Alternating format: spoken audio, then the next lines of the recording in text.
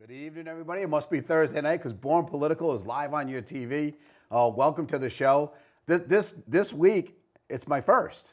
I got a guest that's returning as promised. We had a long discussion about who he was, and we know he's this big baseball guy. His family's a big baseball family. He saw a problem. I think that's what happens a lot when we see community activism. The problem was that baseball was fading. It was starting to fade. When I left, when my son was graduating Little League, teams are dwindling. There's so many different choices that you can choose from. But he and I both agree that baseball is the best sport in the world. It's my favorite to coach. It was my favorite to watch. It's one of those, and it is exclusively an American game, I think still, even though all other countries have adopted it. It's our sport. So I think it's very important. It's part of our culture. He saw this problem once again, and he said, you know what can I do about it? And that's why I would think we need to really start looking at a lot of different problems. His wife looked at problems of blight, and now my neighborhood looks great all of a sudden. So welcome back to the show, Dave Franco, president of the Little League in Groton. He wasn't president when we interviewed him first, but things have changed, and I'm glad to see that happen. I'm glad for the great work that they did before you got there, but I'm really excited to see what happens. Welcome to the show, Dave. Thanks for having me back. It's unbelievable. It is unbelievable, isn't it? Yeah, we said part two, and here we are. Part two. We called it. We've had a few cigars together. Yes, sir. We built an igloo together, kind of, or smoked in an igloo and had scallops, and we talk baseball a lot of times when we're together.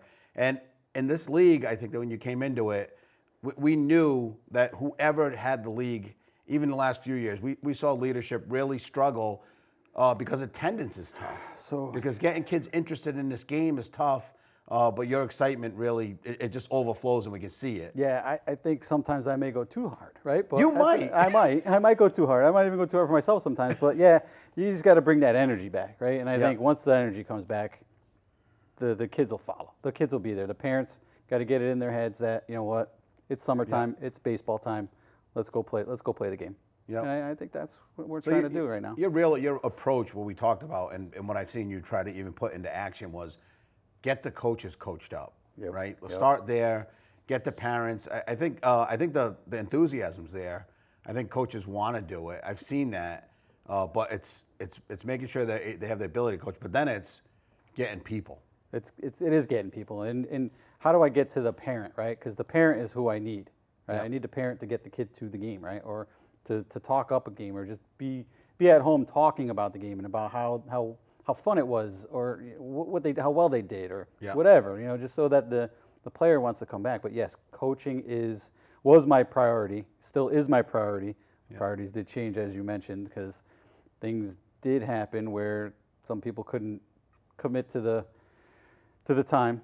They had personal issues and they had to step down. So I stepped in, and it took me off the field for a couple months. But now that things are straightened out and we're getting right back on track, we didn't skip a beat. Yeah. We're bringing the environment. We're bringing it. We hosted the Tournament of Champions, which we can go over a little bit later if you like. And now we're hosting the 11U All-Star. So we have. So you have 11U right now, and I see post. Your wife and both you and your wife are good delegators, because if you ever happen to give them your phone number, expect a call. Yeah, you're right. And you should. When you tell someone you're going to help out, that's what we do. Yeah. And he's not going to not call you. He will call you. Hopefully, if you're out there listening and you considered, and I'll give you a heads up, if you have a kid that's 2 or 3 or 4, very, very shortly, they're going to be in the hands of somebody else. Yep. It might as well be you. If you enjoy coaching or you know the game, you're definitely going to want to get a hold of Dave, because to me, it all starts with how much help you have. Yes. Because you could be the greatest coach in the world and have all the best ideas, but if you don't have enough people to help execute it, you might as well. And that's exactly what happens, right? So you have a plan. We put it on paper, get it out to the guys, and then we don't have enough, right? Yep. Or being a sub-base city, transient happens, right? Yep. Guys get reordered, then we got to shuffle around and scramble around to find replacements, which that's hard. It's hard to find a replacement person mid-season, especially. So I'd like to try and build the league back up to a place where people are dying to get into it. Trying to fighting to get in it, but not really fighting, but wanting to get in it. But I think that's the challenge, and the biggest challenge, I think, because I still think the interest in parent participation is almost equal to most towns, because a lot of towns are about in the same boat when it comes to who wants to do what. Yep. What makes Groton different, I think, is I remember having these guys from the Navy come in, and you're like, wow, that guy's some really good, exceptional athletes. Yeah.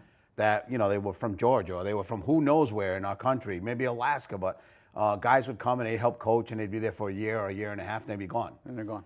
And that's the steady, everyday drumbeat that happens in Waterford. I talked to you off air about an article, and it was, you should, if you're going to look at success and you want to be like someone, you should find what success looks like. And the article in the paper Demora wrote was basically about a coach from Trumbull.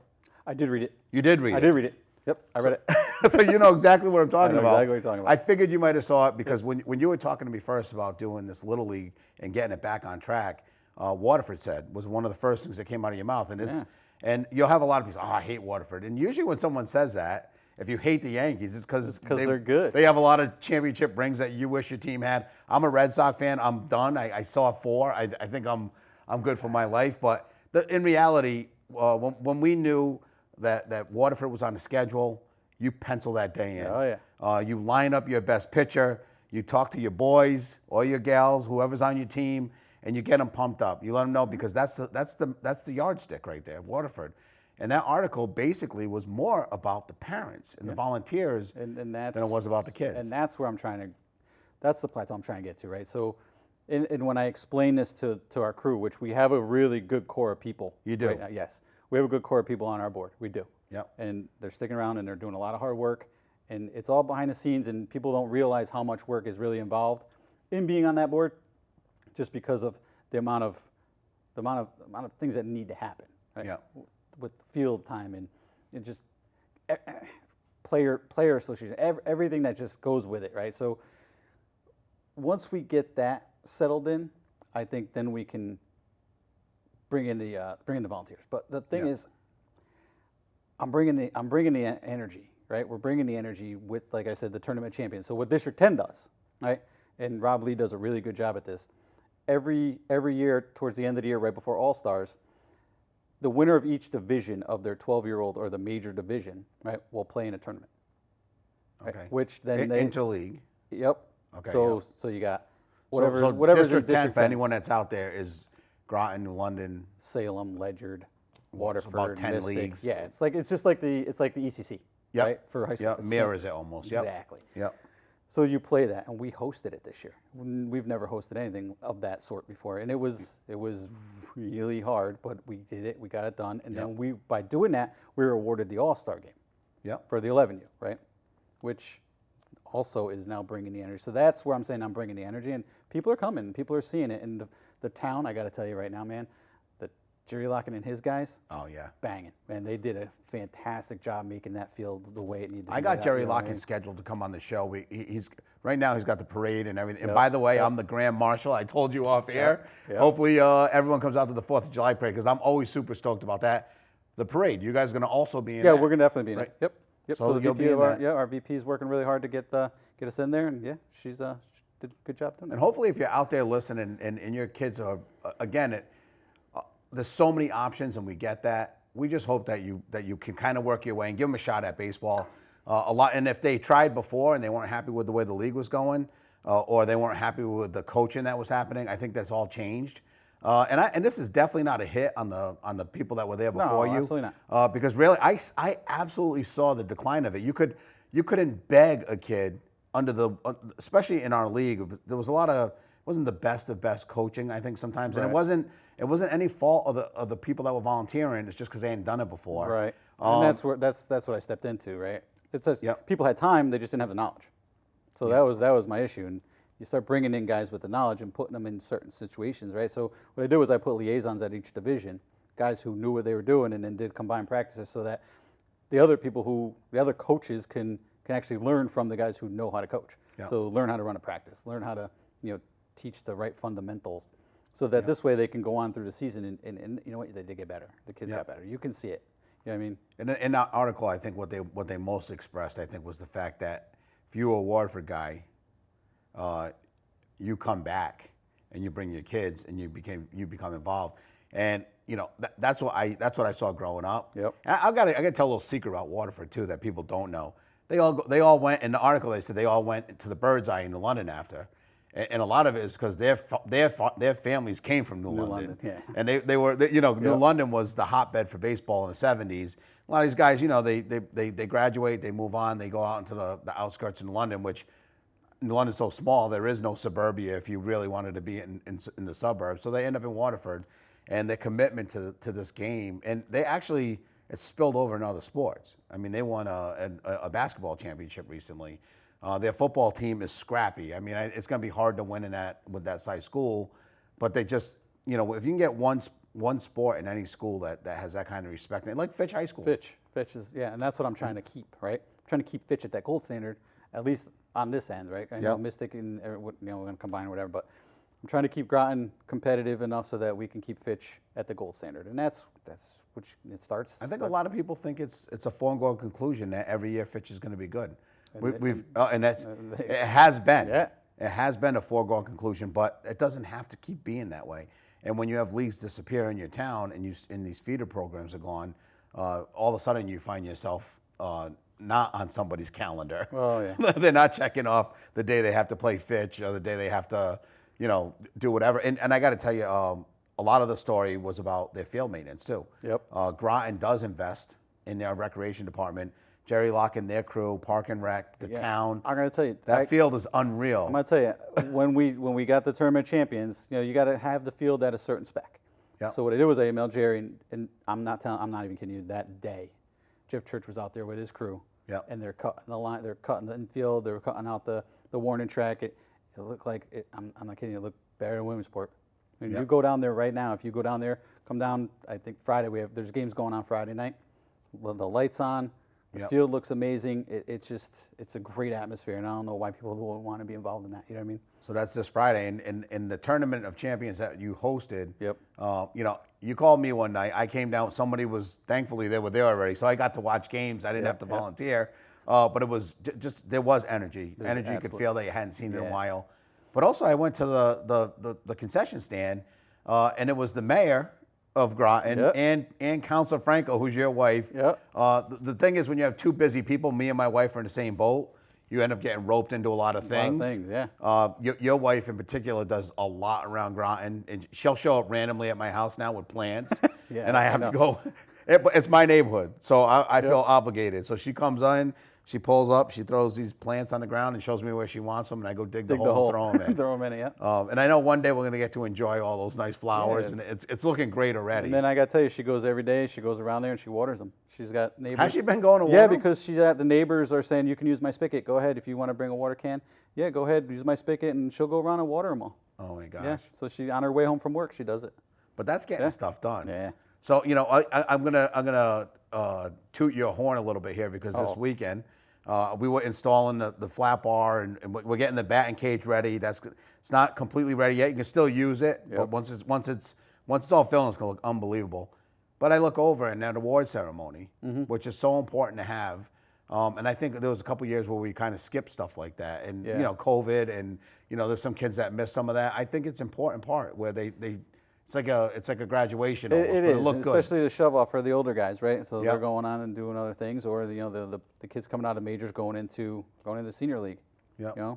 And that was what? What was that? That was just that was just our closing ceremony for the spring season. Yeah. So summer ball and fall ball registration is going to be opening. It's open actually. It's open now. Yeah, it's open now. Yeah. So do you guys do a banquet? You don't do that? Nah. So I was brought up the other day. I think yesterday. We used to do it. The only reason I ask is it was brought up yesterday at our board meeting, and no, I haven't. Even when my son was playing Mystic, they didn't do a banquet. There was no banquet. Yep.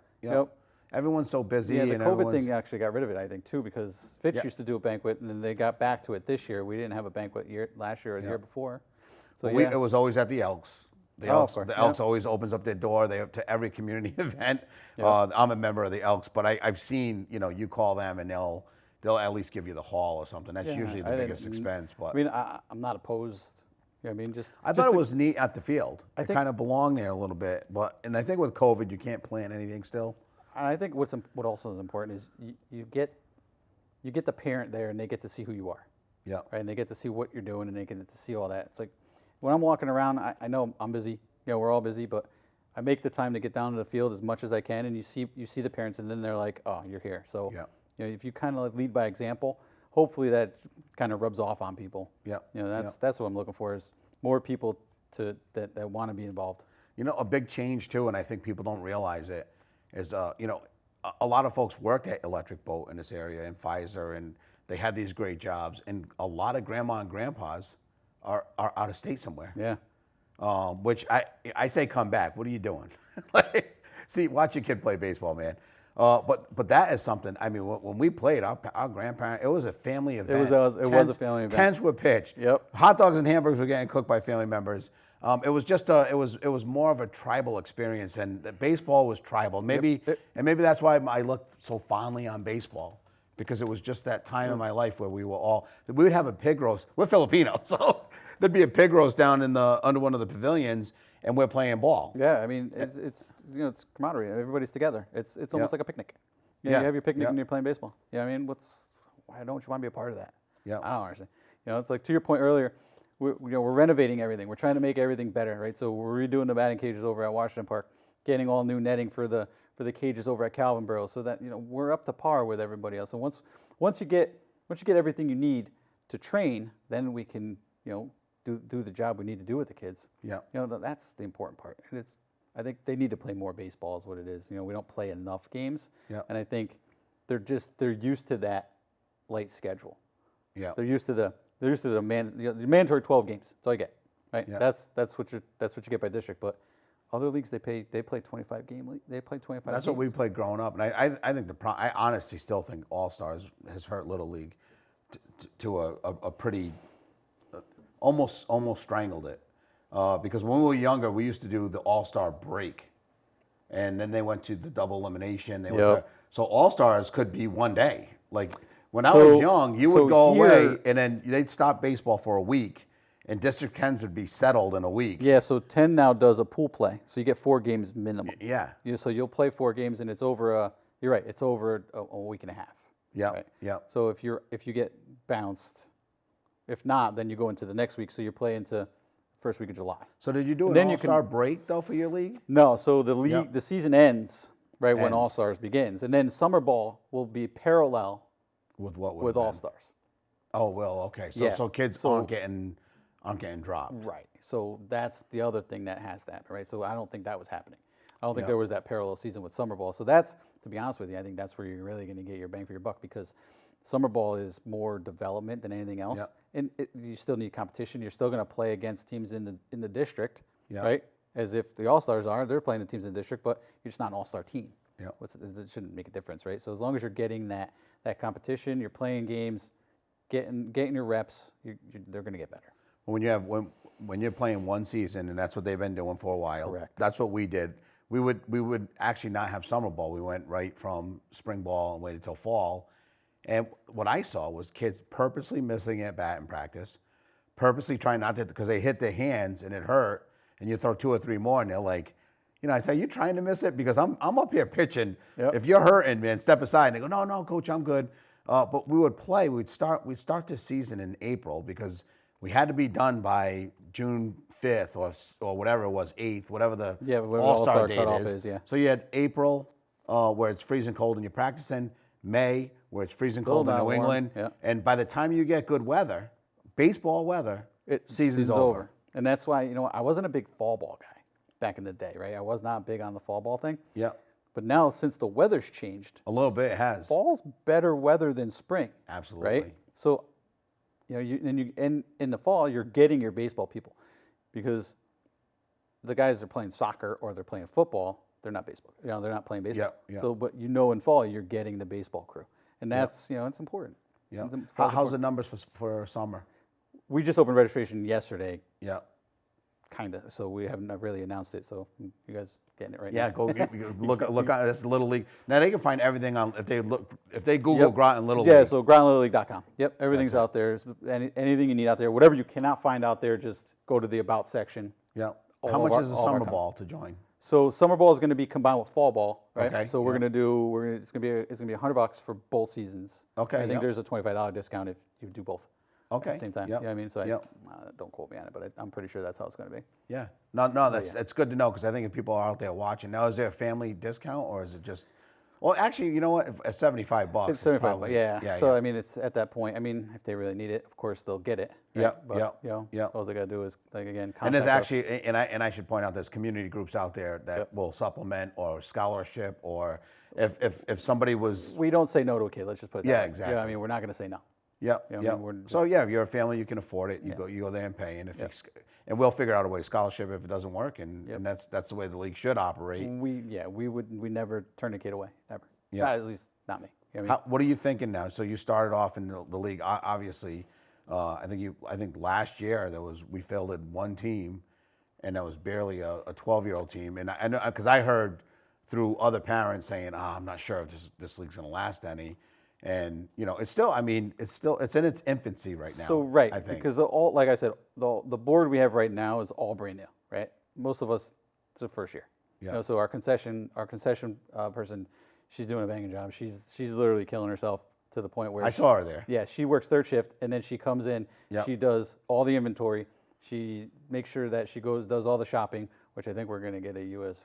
Foods. Is that two separate concession stands too? Yeah, right? so she's running. So this both is of an them. actual job. Yeah, so we're running restaurants, we're running baseball players. I mean, it's crazy what we have to Yeah. do, So and people don't understand the amount of work you got to put into it, but Yep. you do it. And but she's killing herself. We have great treasure. I mean, honestly, everybody on the board. I brought in Mike Evans as our coaching coordinator. Who's Mike Evans? Right? Nobody knows Mike Evans. Yeah, I don't know right. if you know Mike Evans. Everybody should know. If you're Mike a Evans. Groton guy, you know Mike Yep. Evans. Yep. Sean Nadeau's like I said, Sean Nadeau's our senior league coach. We're just trying to funnel it down with. And Sean graduated college this year, right? Sean's been out of college for a while. Sean's been out. Sean was he That's did. right. So he got his master's. Got his master's. He did. He did his guy's I saw master's. something. He was not only helping out with Winter Clinic while he was getting his master's and coaching. He completed his master's. So the message I'm hearing is you can do two things at once. Do two things at once. And when you have the quality type of person that Sean and his whole family are, right. When you get an Addo, you get a family in Addo. It's like he'll weave them in. Well, he did. He brought in his brother, and course then he you bring did. in another friend, and then next thing you know, you got three coaches, So then they're all quality guys, They're teaching what they've learned over the years as well. So, and that's what it's all about. I feel. I think that's the feel that Wadford has. They got a bunch of Sean's, Yep. a bunch of those volunteers coming in. Someone dedicated like you. Yep. I think we have a little bit of a one up on them because I think our park and rec kind of takes care of a lot of the work that those guys volunteer and cut the field themselves. Right. They're doing Mystic does the same thing, right? And Mystic does the same thing. Yeah, it's all volunteer based. So we are set up for success. I think we have a town that's interested in making sure that the fields are right. We have a town council that's being supportive of you guys. We got guys in the community like you that are doing the work. All we need, I think, is the players and the parents to start getting excited. We need the parents to be excited about it, right? I need the parents to come down and just come out, check a game out at the All Stars. They go every couple of days. So Friday, then there'll be another game Monday, then there'll be another game Wednesday. So I mean, just come out and check out the atmosphere. Yep. Just look at what we have going on right now because it is a lot, but it is amazing at the end of the day. It's like you leave there and you're like, it was a long day, but you know what? We did a good job. And people are asking what they can do, and you don't have to have played baseball. You don't have to be a parent. You don't have to be. You could be a cook you could if you were a cook and you wanted to take some of the weight off of the concession stand. You reached out to I saw the mayor in there cooking hamburger. You could be a DJ. You could be a PA guy. We want to make sure that next year every kid in every division gets a night game or multiple night games because that's what we're going to do all summer. Yep. We're gonna give every division night games this year, and we're gonna do it just like we run the All Stars. We're gonna have a guy up there announcing the kids' names with the music, with the scoreboard, with everything. We want to make it an experience. Yep. You know what I mean? So that the kids have something to remember, and they come and they want to come back. And the biggest experience you can have is actually putting the bat to the ball. That's right. Because I don't care how much you like fielding and defense. Joey was more of a pitcher, and he just loved it, and he loved every part of it. But there's nothing like hitting the ball. No. I mean, if you're up there and you don't hit the ball if you're not taught right? I was not a great hitter at all. In fact, I was a bad hitter. I completely and squarely blame it on my coaches. Well, you can. It's got to be my coaches because I'm an athlete, man. You can because honestly, it's like there's guys that teach Little League baseball and then there's guys that just teach baseball. And I'm like, I don't want to teach Little League baseball too much. I want to make sure that when we're teaching baseball, they could take it to the next level at every level. So then they could progress rather than have to readjust and change, because it takes a while. It takes a while to make the change. It could take a whole season. Now, do you have a 60-40? We have, so we can. We just don't have the field right now. We got to figure out, and that's another problem. We got to. Fields. We're short on bigger fields. What is 60-40? Because it's 50-70 is what it is. It's 50-70. Right? So 50-70. So it's the intermediate. It's the field in between Little League and Big League. Right? But you need a Babe Ruth field for that. We have a Babe Ruth field. We need it. You actually just stretch the Little League field, or you can use a softball. Oh, you field. do. Yeah, so it is. And you can even use a softball field as long as the fences are deeper. Yeah. But you use portable mounds. It's not really hard to make it happen. Okay. But we should have it. But the home run fence stays the same. You're just pushing the bases out a little bit. out a little bit. Yeah. Are they leading in this division? They can. So they can play, like, even with travel ball, they play high school rules. Yeah. Some of the Little League rules are there, but yes, they can lead, they can steal, they can do pretty much everything you do in high school. I guess I had first. I love that idea because I did a 13-year-old kid coming up to Babe Ruth. It was like you could almost read a magazine by the time they get down the line. To first base. Absolutely. And there's nothing against them. It's just different game. Yeah. And I guess it's work. But you can see how the speed of the game changes, right? It's the same at every level, at every age group, right? So that's that's amazing how the whole game was built. Well, that's why they have age divisions. And me and you have talked about tournaments and teams and guys saying, well, it doesn't matter. Kid's only 2 years older, but it matters. No, it does matter. Days matter. Like if your birthday's missed by a day, it makes a difference. Yeah. There's only 2 minutes left. And when you first came on the show, I think you said, God, we're going to have enough to talk about. And the first show was about who you were. Right. And we didn't even talk about that today because he's president of Little League Grind. You don't need to know any more than that. That's all you need to know. But talking about baseball, to me, I think in this fashion, where we're talking about bringing it back, excites me more than anything. I love it. Yeah. I mean, go ahead. I'm glad, man. I'm just glad you're here. Yeah, I'm glad to be here. Yeah. And if you are out there watching, I think the biggest, if you want to take anything from what we talked about tonight, it's make sure you show up. Make sure that if you're driving by that field and you're on your way to Dairy Queen, just go by the field, go to Dairy Queen, come back and eat your ice cream and watch these kids play. Because what gets kids motivated is like anybody else, people watching. Yep. People cheering when something good happens. And I like going to games and not being vested. Like I don't have a kid on the field. There's two Groton teams. I don't care. I'm just there to watch baseball, and it's a different perspective. Yeah. So we have the neighbor that comes down. She comes down every game. Oh, she does the one. She comes the house with her, right down there. Yeah, she comes with her Groton stuff on. She comes and she hangs at the snack shack. She talks. She watches the games. She's there the whole time. She leaves just about the same time I leave. I will tell you this much: if Groton had more Fred Hans, he was the legend to me, and obviously his son became very, very successful. But I think the success that he bred, just showing up, knowing that Fred Hahn was watching you, and Fred said really good words about you, or talked to your parents, and it wasn't always about baseball. It was just about being a good kid, and we need more of those people. We do. We need to find them. We have to do. find wherever they are and just, And sadly, Fred's not here with us, but Fred would be all about this. He would be all about this, and Mike Evans is a mini Fred to me in my mind. Yeah. Fred had a big influence on him. Guys, we are out of time. This is our Thursday night Born Political. We said it's Born Political is not a show about politics, but obviously the give and take of everything that we do is political, and that's why I called it the show. There's more politics in Little League than probably Washington. Yep. So again, we'll see you guys next week. Thanks for joining us. Born Political will be back on Thursday. See you then. Thank you for being on the show, brother. Man, I appreciate it. Thanks for having me. It was a great show. Yeah, it was good, right? Hey, it's Little League. We did okay, right?